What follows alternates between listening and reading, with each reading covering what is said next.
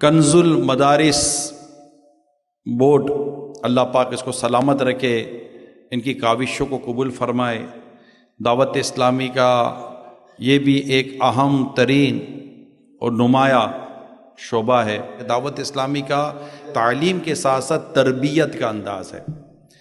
میری کئی آفیشلس سے جب ملاقات ہوتی ہے، اسپیشلی جو ایجوکیشن جو انڈسٹری ہے اس سے جو ریلیٹڈ ہیں، جب ان سے بات چیت ہوتی ہے، پیرنٹس کے ساتھ باتوں کا ڈسکشن ہوتی ہے، والد وغیرہ کے ساتھ، سرپرستوں کے ساتھ، تو جو سب سے بڑی کمزوری اس وقت جو ہماری سوسائٹی کی ڈکلیئرڈ ہے، سامنے کھل کر سامنے آئی ہے، وہ ہے پیارے سمجھو تربیت کی کمی۔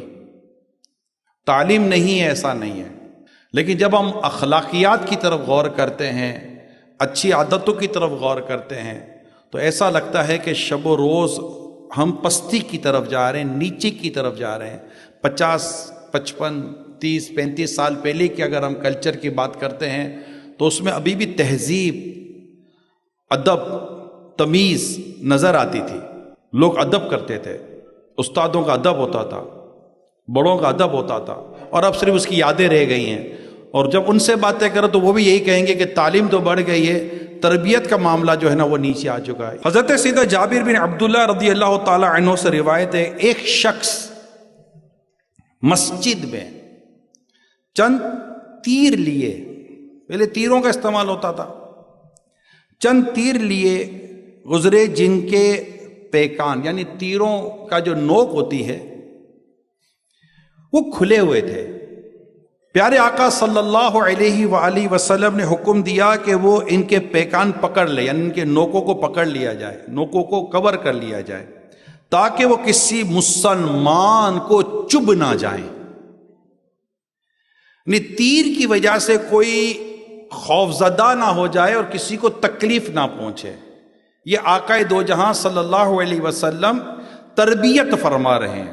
جیسا آپ نے دیکھا ہوگا گھروں میں بھی بچوں سے کہو یا کسی کو کہو کہ بیٹا ذرا کچن سے چاقو لانا، چھری لانا، نائف لانا، کسی بھی کام کے لیے امی منگوا لیتے، ابو منگوا لیتے ہیں، تو ہم دیکھتے ہیں کہ یوں لے آتے ہیں، اور اس کی جو نوک ہے وہ بالکل سامنے ہوتی ہے، اب یہ کسی کو بھی لگ سکتی ہے۔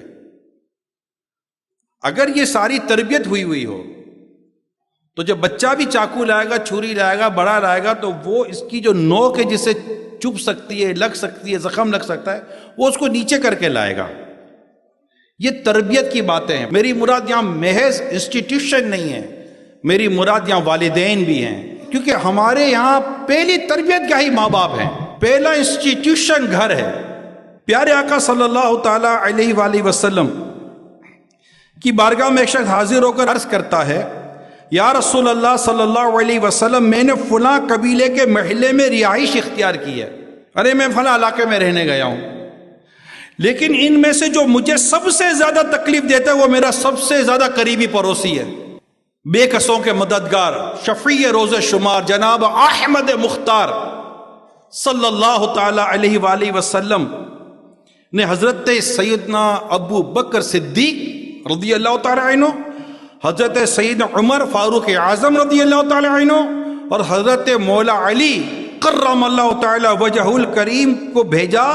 وہ مسجد کے دروازے پر کھڑے ہو کر پکارنے لگے، بے شک 40 گھر پڑوس میں داخل ہیں، جس کے شر سے اس کا پڑوسی خوفزدہ ہو وہ جنت میں داخل نہ ہوگا۔ آج دنیا میں رائٹس کی بات بہت کی جاتی ہے، رائٹس آف نیبر بیان کر رہے میرے آقا کریم صلی اللہ تعالی علیہ وآلہ وسلم کے پڑوسیوں کے حقوق کیا ہوتے ہیں۔ اسلام جتنے حقوق کی بات کرتا ہے نا کوئی نہیں کر سکتا، صرف ہیومن رائٹس کی بات نہیں کرتا، اسلام سب کو کھول کر بیان کرتا ہے۔